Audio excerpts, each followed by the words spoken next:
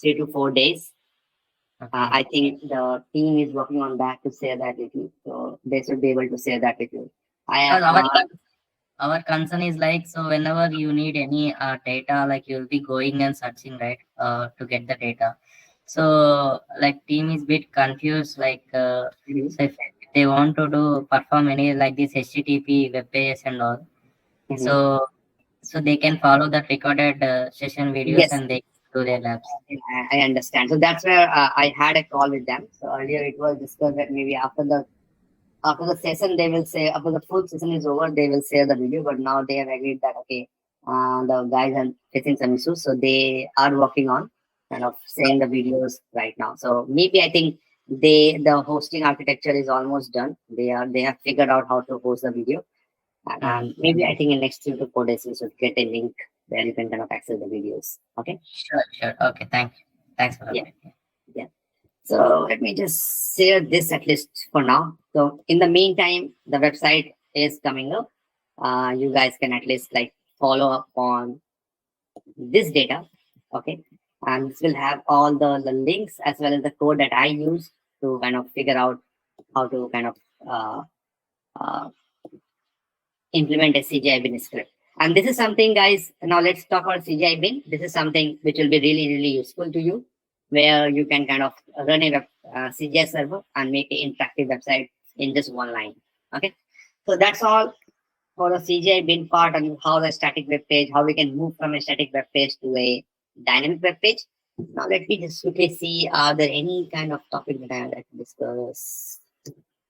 Give me 1 second.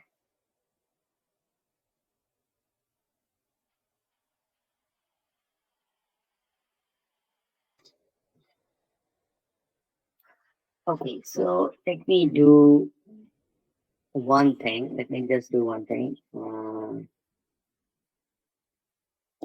second, guys.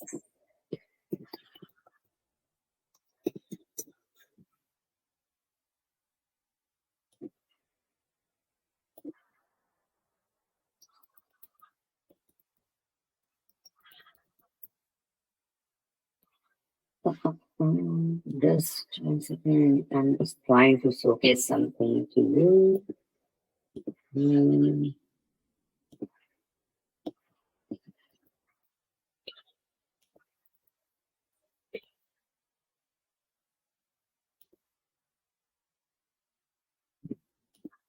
Okay, okay.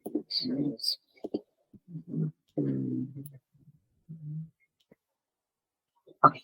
So thing is that we are done with this part, and the other thing is what I was planning to actually share is that we can also like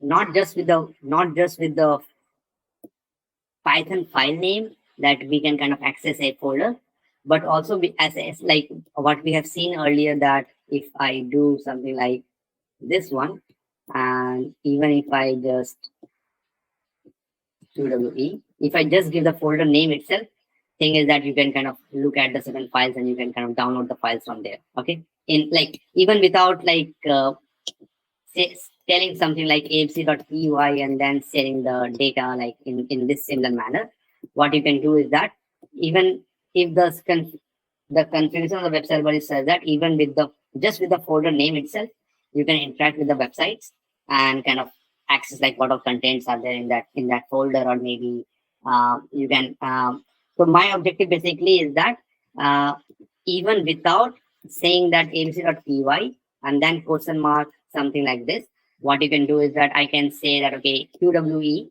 and then let's say name as Anil, and something like this, and the web page will respond with saying that okay, the data that you saw just now over here, I think that's the only thing I want to kind of my intention is that we don't always need to kind of think of that the data will be accepted by the client, let's say the abc.py, as something like question mark something. What we can also do is that we can kind of just also pass the parameter as a folder name, and the website should be able to, if the website is configured in such a way that even it can accept the parameter as a folder name and it can process that out and do certain things for you. Okay. Like for example, here I am just passing out QWE. I'm not saying that, okay, I'm not telling index.html question mark, give me the folder of the content of the QWE folder, or give me the content of index.html. What I'm doing is I'm just passing this thing, and automatically the index.html is getting passed for me. Okay.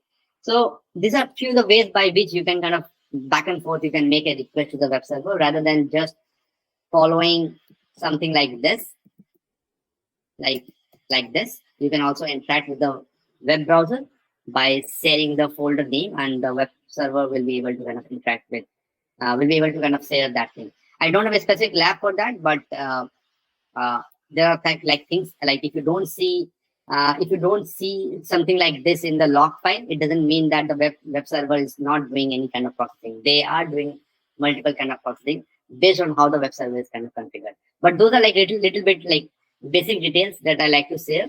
So I am now moving to the next class. Let me just quickly go to the topic.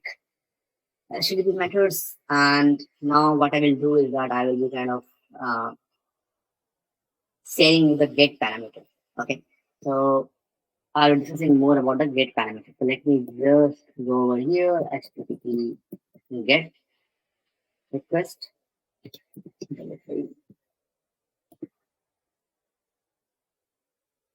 Okay, so now the thing is that you have already seen that how over here when I was doing, like, let's say this is the web server that is running, and when I was doing this one, like, let me just go over here and let's say cd cdi bin class abc.py and name equal to like this.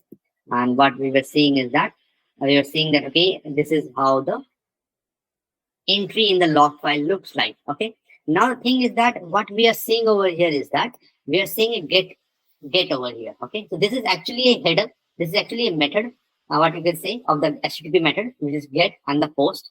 And in the get, how you can kind of differentiate a get and post is that in the get you will definitely see that, okay, there will be a get in the log file. You will see the get kind of method name has been definitely kind of a string is there. For the post, it will be like post string will be there instead of get. But so where we can kind of figure out, okay, it's a get request or a post request. And apart from that, if you see this URL from here itself, you can figure out that it's the website is handling a get request because the variables are going in the URL itself. It is not going somewhere else. It is like if you ever see that your parameters that you are sending are going via the URL itself, then you can tell that the web server is now handling my request as a get header, as a get request, not a post request. Okay, so this is one of the easy way to know that. And now there are a few other things I will kind of say later, like what all things you can kind of utilize to kind of automate this get request. But let's kind of first look how the header look like. So what I will do is that I will quickly let's run the Wireshark quickly, and Wireshark. Okay, here we go. Okay, so let it run. I think it is running.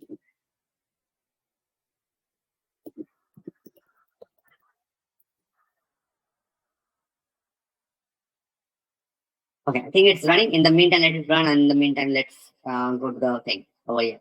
So there are multiple like HTTP method over here, but we will be looking at mostly in this course the get and post, which is the most important for us. Okay, maybe if time permits, maybe we'll look at the header and few other details. But for now, we'll stick to the syllabus, and what we'll do is that we'll look at more. We'll devote more time to the get and post, which is the most important one as a security professional for us. Okay, and now how the get header look like. So let's say you have a URL something like this, the one that we saw in the CGI bin 2, like where abc.py and name and age was there. So the get header will, request will look like this. Okay, and what we will do is that let's see how the header will look like for the get. Okay, so let me just go to the get header. option.